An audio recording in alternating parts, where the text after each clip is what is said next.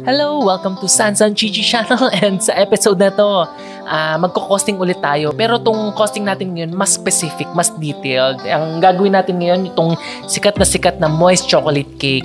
Actually, itong moist chocolate cake, parang madalas binebenta online.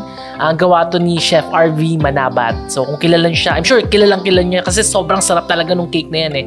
And maraming gumawa tuloy nung cake na yon. So, eto, pagkwentuhan natin or bilangin natin kung ano ba talagang costing nito.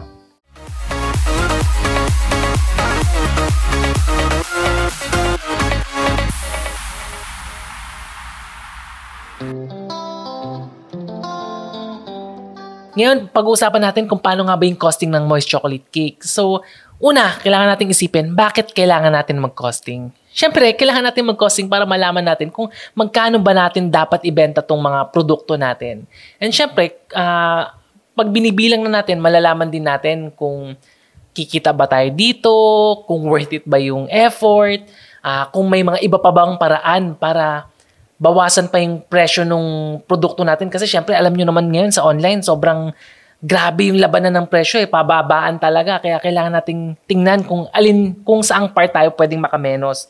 Maliban dito, syempre, kailangan natin makita kung kumikita ba talaga tayo sa produktong binibenta natin. Kasi syempre, ang hirap ngayon, parang benta tayo ng benta, nag-hope tayo na maging the next, sushi bake tayo or ano yung binibenta? Dream cake yun. Maging next time ganun at yayaman tayo because of this. Syempre, mahirap maging ganun kung hindi natin binibilang talaga. Kung kumikita tayo, baka hindi natin alam sa gustuhan nating sumikat, yung bulsa natin nabubutas na sa kakabenta ng bagay na hindi naman talaga kumikita.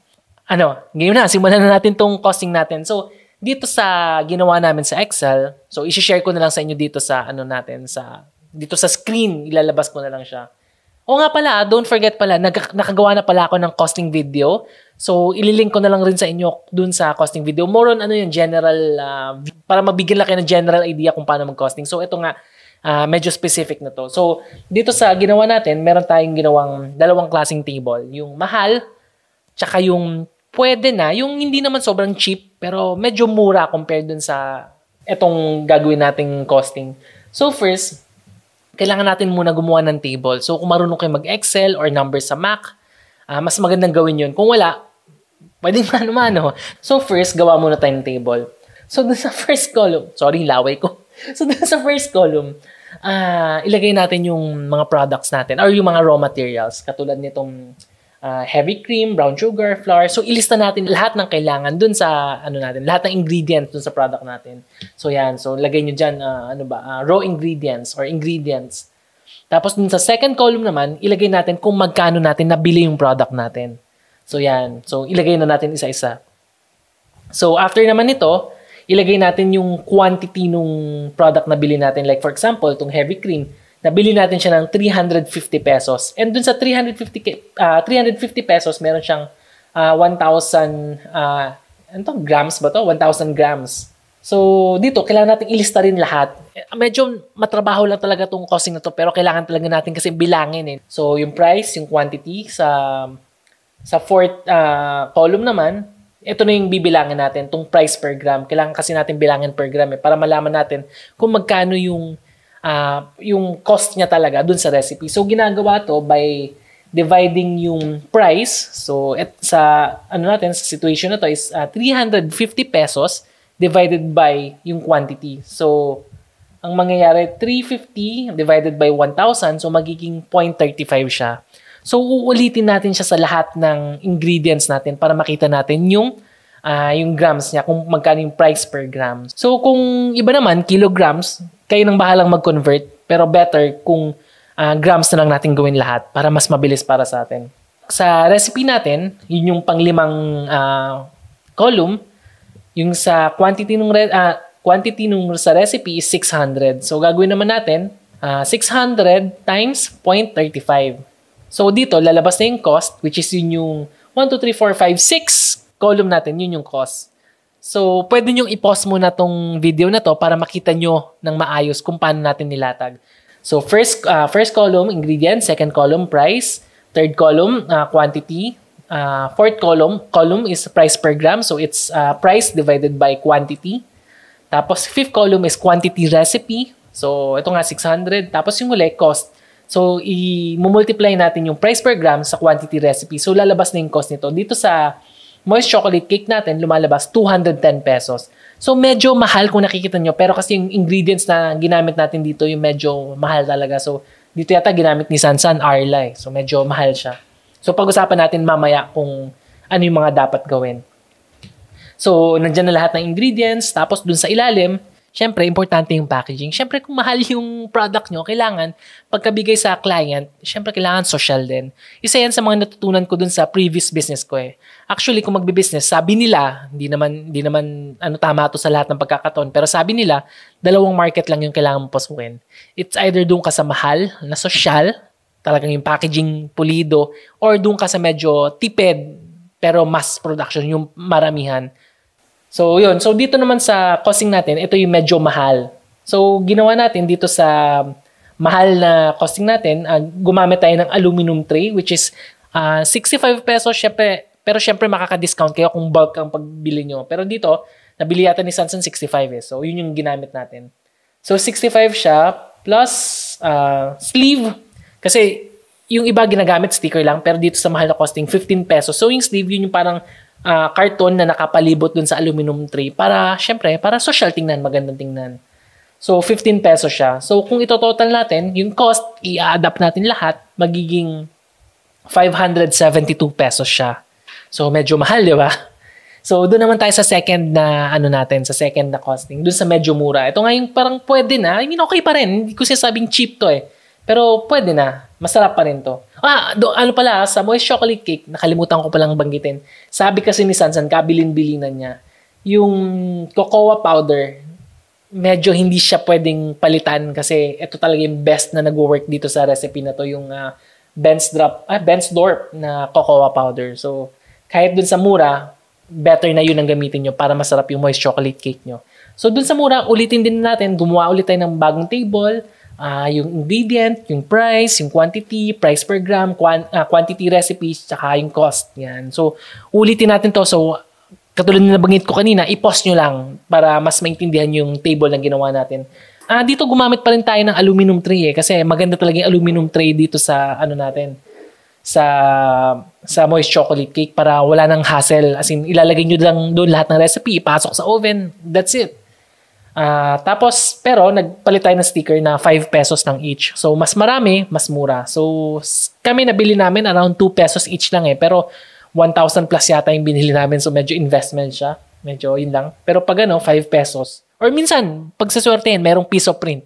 Baka makatipid kayo doon. Pero, dito sa table natin or sa costing natin, 5 pesos muna yung sticker natin. So, pumapatak around 359.70 yung yung presyo ng medyo mura na ingredient. Kung mapapansin natin, dun sa previous video natin, sinabi natin na ang common practice ng mga home sellers or home bakers, ginagawa nila times 3 kaagad yung presyo. So, dun sa first natin, dun sa mahal, pumapatak na 572.40. So, kung ita-times 3 natin yon, magiging 1,717.20. So, pwede nyo panoorin mamaya. Pwede nyo panoorin yung previous video natin or explain ko rin mamaya kung bakit naging times 3 para medyo malinaw. And dun naman sa mura, pumapatak siya ng 1,079. So, mapapansin natin na medyo may kamahalan tong product natin. So, pag makikita natin yung price ng ibang moist chocolate cake katulad ng sikat na Big Al's, ang bentahan niya lang sa ganitong size is around 1,100. So kung titingnan natin yung mahal na mahal na costing, umaabot ng 1,700. So ang layo ng 1,700 sa 1,100. So bakit sila bibili sa atin kung ganito kalaking difference considering na may pangalan na tong Big Al's. So yung mura naman natin 1,079. So halos dikit lang din dun sa Big Al's eh. So parang isipin niyo okay pa ba to? Parang hindi na yata okay. So syempre gusto rin natin kumita eh. So, kailangan natin gawan ng paraan para bumaba pa. So, tinanong ko si Sansan magkano rin ba yung benta ng ibang tao sa moist chocolate cake? So, ang sagot niya around 1,250, 1,100, nasa ganung price eh. So, wala siyang nakikitang more than 1,500. Kaya medyo, syempre, kung makikita natin tong costing na to, medyo alanganin. Kaya kailangan natin isipin, paano natin ibababa yung presyo? So, sa pag-adjust ng price natin, isipin natin, mag-isip tayo into ilagay natin yung isipan natin into 3 categories. Unang times 1, yun yung ingredients natin, yun yung cost ng ingredients. So, yan talaga non-negotiable. Tapos yung pangalawang X1, yun naman yung mga kitchen tools natin, yung sabon na ginamit nating panglinis, yung basahan, yung tubig, yung kuryente, yung oven. So, doon naman siya pumapasok. Tapos yung ikahuli naman, yung isa pang times 1 para maging times 3, yun naman yung income natin. So, yun yung ginagamit ng mga home sellers. So, tatanungin nyo ako, saan ko ba nakuha tong times 3 na to? Actually, tinanong ko lang rin to dun sa sister ko na nag-aral ng HRM. So, sabi niya, ito talaga yung recommended na mga professors nila para sa mga homeowners, home bakers na tulad natin. So isipin lang natin to 3 categories para mas mabilis nating magbawas ng presyo. So, ingredients, yung mga unforeseen cost and kitchen equipment, and yung pangatlo, yun yung income. So, pag-usapan muna natin yung ingredients. So, unahin muna natin pag-usapan yung ingredient. Paano natin ibababa yung presyo? Or sabihin natin, bakit kayang ibaba ng, let's say, ng Big Al's yung presyo nila? So, una-una, yung power ng bulk buying. Pag bumibili kasi kayo ng bulk, bumababa talaga yung presyo around 5 to 20%. Kasi kami, ganun din ang ginagawa namin para makamura sa ingredients. Bumibili talaga kami ng sobrang daming ingredients. Medyo syempre, kung ka home baker, medyo masakit siya eh. Pero yun yung isang way para bumaba yung presyo. Anong sasabihin sa akin? Hindi ko kaya, anong gagawin ko? Syempre, ang hirap naman bumili ng ganun kasi yung isang binibenta na, isang binibila namin, ang minimum niya is 10,000 plus marami pang papeles na kailangang i-submit.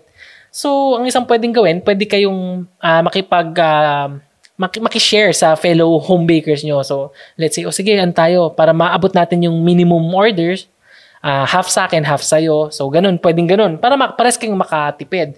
Tapos, ang isa pang ginagawa namin, para makatipid pa, kumita rin, binibenta din namin tong mga ingredients namin. Kasi syempre, tutubo na kami dun sa ingredients, nakatipid pa kami dun sa sa ingredients na ginamit para dun sa product namin. Tapos, ang isa pang option na pwedeng gawin, pwede tayong mag-mix and match. So, ibig sabihin, syempre gusto nyo, masarap yung moist chocolate cake eh. So, titingnan nyo tong mahal tsaka yung mura. Tapos, yung mga ingredients na medyo mahal na pwedeng palitan ng mga murang ingredients, baka pwede na rin. So, ito medyo kailangan nyo mag-experiment kung ano yung best ingredient na pwedeng ihalo. Kasi dito sa ingredient na mahal na ginamit namin is Callebaut yung ginamit namin, which is sobrang sarap talaga ng chocolate, sobrang high quality. Pero nasa kamahalan siya. So pwede tayong siguro mas mura na Hershey's. Hindi naman siya pangit, pero okay pa rin ang quality. Pero syempre, hindi lang kasing level ng Callebaut. So pwede tayong mag-mix and match ng ingredients. Kailangan din natin malaman kung ano yung target market natin, kung medyo class B ba, class A ba, kung sa mayaman o sa medyo middle income. So, kailangan nating malaman yan. Kasi, kunyari, ang target mo naman is medyo mid-range, pwede na rin gumamit ng mas murang packaging. Like, yung iba, board lang, tapos sticker lang, para makabawas. Kasi, sa kakadagdag, like aluminum tray na 65 pesos, ang 10 aluminum tray is 650 eh. So, medyo sa dami, mapapamahal ka rin eh. So, pwede kang magtipid ng konti doon. So, pwede mo siyang tipirin. Pero syempre, papangit yung packaging nyo. So, kayo na mag-decide kung ano yung best para sa product nyo. Syempre, kung gusto nyo matap yung medyo high-end na market, mahal talaga. So, no choice ka. So, yun yung mga ways para tipirin yung ingredients. So, balik tayo. So, times 1, ingredients, yun na. So, pag naibagsak nyo yung presyo, kung nakatipid kayo, let's say, itong mahal natin na 572, gawin na nating 359 na. Kunyari, naka-discount kayo. So, naging 359.7 na lang yung costing mo, magiging non-negotiable na siya. Yan yung pinaka-base mo talaga na kahit anong gawin nyo, hindi pwedeng mas mababa dyan. Kasi pag mas mababa pa talaga dyan, wala na, lugi na negosyo. Wag na kayong mag-bake kasi talagang, 359 yung puhunan ng ingredients, ibababa mo pa. Hindi mo pa kino-consider yung labor plus yung mga tools na ginamit nyo. So, tandaan nyo, yung cost ng ingredients, please, wag nyo nang ibaba. Kahit nasabihin yung promo, para medyo, kanya-kanyang diskarte, pero as much as possible, iwasan natin mas mababa pa dyan kasi, syempre, negosyo to kailangan natin kumita. So, yung pangalawa naman, pag-usapan natin, yung tools and equipment. Ito medyo hindi na napapansin kasi bilang home bakers, usually meron na tayong sariling oven, meron na tayong mga baking pans, meron na tayong kung ano-ano. So parang ayaw na natin siyang bilangin. Pero for me, kailangan mo pa rin bilangin eh. Kasi once na nasira ang oven nyo at kailangan nyo ipa-repair, masakit yan sa bulsa. Or let's say, kailangan nyo ng bagong baking pan, kailangan nyo ng bagong spatula. So, kung kailangan nyo ng bagong spatula, like kami, nasiraan na kami ng spatula eh. Bumili kami ng parang wooden handle spatula. Pagkaka-bake namin ng Revel Bars, bumigay siya. So, kailangan namin palitan ng bago na mas mahal. So, yan yung mga dapat i-consider. Kasama yan sa puhunan eh. So, hindi nyo pwedeng baliwalain. And syempre, kuryente, tubig, medyo pwede nyo bilangin, pero medyo mahirap bilangin eh. Kasi syempre, hindi naman natin nabibilang kung gaano karaming tubig ang umaagos sa gripo natin. Every time na naguhugas tayo, hindi natin kayang bilangin yan, or yung basahan na nasira, or tumikim na kaibigan, or kunyari kapatid ko pumunta sa dito, tapos nakitikim ng Revel Bars, hindi ko bilang yan eh. Or for example, natapon, nahulog na ingredients, so ang daming unforeseen cost. So ito, hindi mo talaga pwedeng, hindi mo pwedeng tanggalin. So what we can do para lang humabol tayo sa price, siguro pwede na siguro yung half. So, i-divide natin sa dalawa. Medyo, syempre, masakit pa sa loob ko, pero sa tingin ko, ito yung minimum na kailangan natin gawin. So, 359, i-divide natin, divide by 2 natin. So, magiging 179.85 siya. So, i-round off ko na lang para hindi ako mahirapan mag-math. So, mangyayari, 359 plus 179, so magiging 538 na yung costing natin. Yan. So, medyo medyo buwaba na. Medyo kailangan na nating habulin pa ng konti para makita natin yung totoong price. So, after ng ingredients, pagkatapos ng kitchen equipment and mga unforeseen cost, itong huling times 3 naman natin, itong income natin. Siyempre, nagtatrabaho tayo, nagne-negosyo tayo, kailangan nating kumita, kailangan nating, siyempre, magkapera. Kaya nga natin ginagawa to, hindi naman for the sake of love lang, di ba? Siyempre, love for sake of love and money yan eh. So, itong huli, income. Paano ba natin bibilangin yung income? So, bibilangin natin is 350, yung recommended is, yun nga, ita-times mo siya, times 1 ulit. So, 359.7, iisipin natin, sa isang araw, ilan ang kaya kong gawin or ilan ang kaya kong ibenta. So, for example, kaya nating magbenta ng 3 moist chocolate cake sa isang araw. So, sa paggawa daw ng chocolate cake, around, siguro an hour or an hour and a half per cake sa ordinaryong oven. So, kaya natin gumawa siguro mga 3. Sabihin natin kaya natin magbenta ng 3 moist chocolate cake. So, kung ang kita natin is 359 times 3, so hindi ko nabibilangin, pero around 1,000 ganyan something. Hindi ko nabibilangin. Tapos, so 1,000 plus. So, nismo, medyo malaki yung kita. So, okay to. Pero, iisipin natin na hindi, kailangan nating ibaba kasi yung price kasi nga yung kalaban natin ganito. So, itong pwede natin gawin. So, dito sa Metro Manila, ang minimum is 537 pesos. So, medyo mababa, medyo kulang, pero yun yung minimum natin. So, isipin mo muna, magkano ba yung sweldo na gusto ko sa isang araw? Like, for example, sige, okay na sa akin yung 700 pesos, mababa, pero pwede na, okay na kasi nagsisimula pa lang naman ako eh. So, ang gagawin natin, 700 divided by 3 kasi 3 nga yung kaya nating ibenta sa isang araw eh. So, lumalabas, pag 700 divided by 3, around 233 pesos. So, kung isipin mo, 700 pesos, 4 and a half hours ako nagtatrabaho. Baka pwede na kasi ang minimum is 537 for 8 hours eh. Hindi pa ako lumabas ng bahay. So, pwede na siguro yung 700 pesos. So, yun nga, pag dinivide by 3, 233 pesos. So, kung medyo magulo, isa-summarize ko ulit later para maintindihan natin. So, ganun. So, pag dinivide natin by 3, magiging 233 pesos per moist chocolate cake yung lumalabas dun sa income natin. So, gagawin natin, yung kanina, ingredients is 359, yung unforeseen cost tsaka kitchen equipment is 179, plus 233 na sweldo natin per moist chocolate cake. So, pumapatak, magiging 761 pesos yung ating costing. So, ngayon, isipin mo, pwede na ba ako sa 761? O dagdagan ko pa ng konti, 800 na lang. At least mas mura pa ako kaysa dun sa kakompetensya ko. So, pwede na ako dito.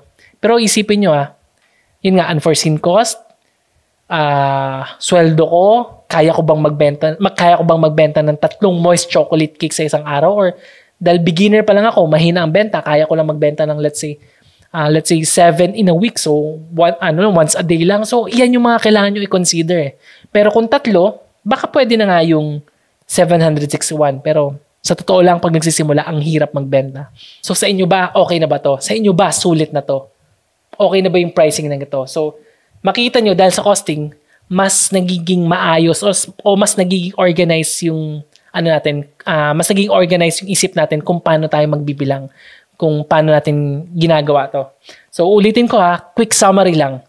So, ingredients, yun yung tables, yung table na napakita ko sa inyo kanina. So, pwedeng bulk buying, hanap kayo ng ways para maibaba.